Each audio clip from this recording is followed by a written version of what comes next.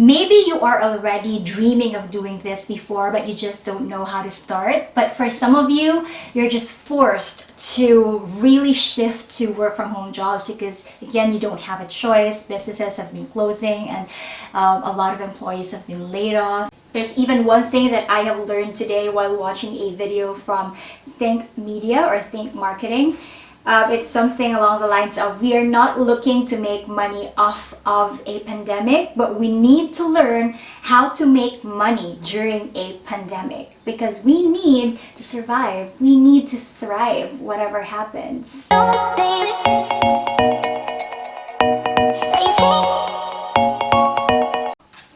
Hey there, welcome back to my channel. I hope you're doing well today. In today's video, I'm going to share with you how to transition or shift from an office-based work to a remote work or home-based job. I have done this for several years now since I resigned from my corporate job in 2016. And again, this is one of my ways to provide value to you as part of my community during this time that we're all struggling to thrive in this crisis. And I know that not everyone has the ability to work from home or to work remotely, but to those who can, then this video is for you. And even though, let's say, you're not able to work from home yet at the moment, this video will give you some tips on how you can shift next time when you already have the chance. I had a crisis communication class back in college, and I'm not going to pretend that I remember everything, but I do remember that a crisis is an opportunity for you to keep up with the changing times and change your ways to adapt to what is happening currently. So in our case, since we are unable to work in an actual office, then let's go ahead and look for jobs that we can do at the comfort of our home. Then again, I'm not taking this lightly because I know that a lot of you are not able to do this at home just yet, but rest assured that after all of these will be more convenient and easier for you to transition. Here are some tips that you can start with. The first one is to change your mindset about the work from home setup or remote work setup. Even though you're working from home, it doesn't mean that you will just take it lightly. You are still expected to deliver a good quality output, and sometimes you will also be time tracked if your job requires time tracking, of course. Again, it depends on the type of job. You will have to be open to that kind of setup, especially that, of course, your employer also wants to make sure that you are productive. And if you trust your employer and your employer trusts you, this should be easy. There should be nothing wrong that should happen. And you, as an independent and responsible adult, you should know that you need to finish your tasks on time as arranged between you and your employer or your client. The next thing that I want you to know is that you have to examine your skill set. A lot of jobs that can be done remotely can also be in the creative industry. So if you are so used to the corporate jobs such as being a customer service specialist, maybe HR or quality analyst, then well, that's good because at least you already have the skills to apply for a remote job in case a company needs someone who can work on those departments. But do know that there are still other jobs that you can apply for, especially if you want to monetize your knowledge or your hobbies. Example, if you're really good in writing, then you can look for copywriting jobs or content writing jobs or blogging jobs. If you're good in designing, then you can use your skills to be a graphic designer. If you have knowledge in SEO, you can apply as an SEO specialist. You know, those things. Write down your skills and take a look at which ones you can monetize and which ones you're confident to offer to a client or to an employer. There's always going to be competition, and it gets tougher each time, especially now that a lot of people are already considering work from home jobs. So it is important that you grow your skills, you develop what you're good at, invest in yourself, in your own education. And again, there's so many online platforms right now that are free that you can devour while you are at home. Spend some time looking for really good courses or videos where you can learn what you want to learn and use those learnings to apply for a job that you like. The next thing that you have to consider is your savings.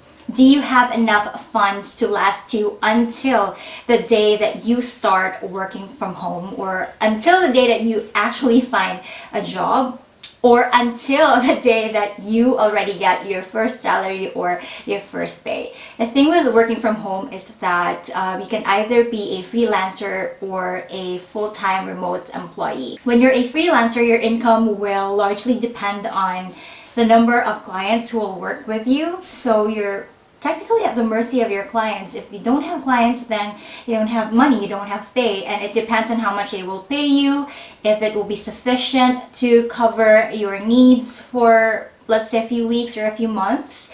Depends on how often you get to work with clients. When you're working as a remote employee, then you will most likely have a fixed salary every month that will be given to you bi-weekly, so it depends. Now, choose which one best fits your needs at the moment.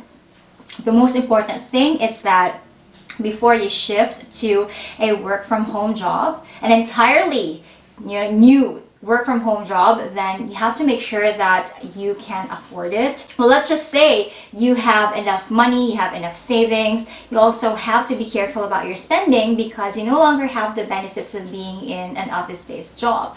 For example, you will most likely lose your health and life insurance and other things that your company pays. You may even lose little perks like free coffee, free lunch, those things. And you will be spending your own money on those things when you start working from home or when you start working remotely. However, if you are already employed, then you might want to ask your employer if you can work from home for 3 times a week or how many days a week. You never know, maybe that's possible, or maybe they are looking into that option.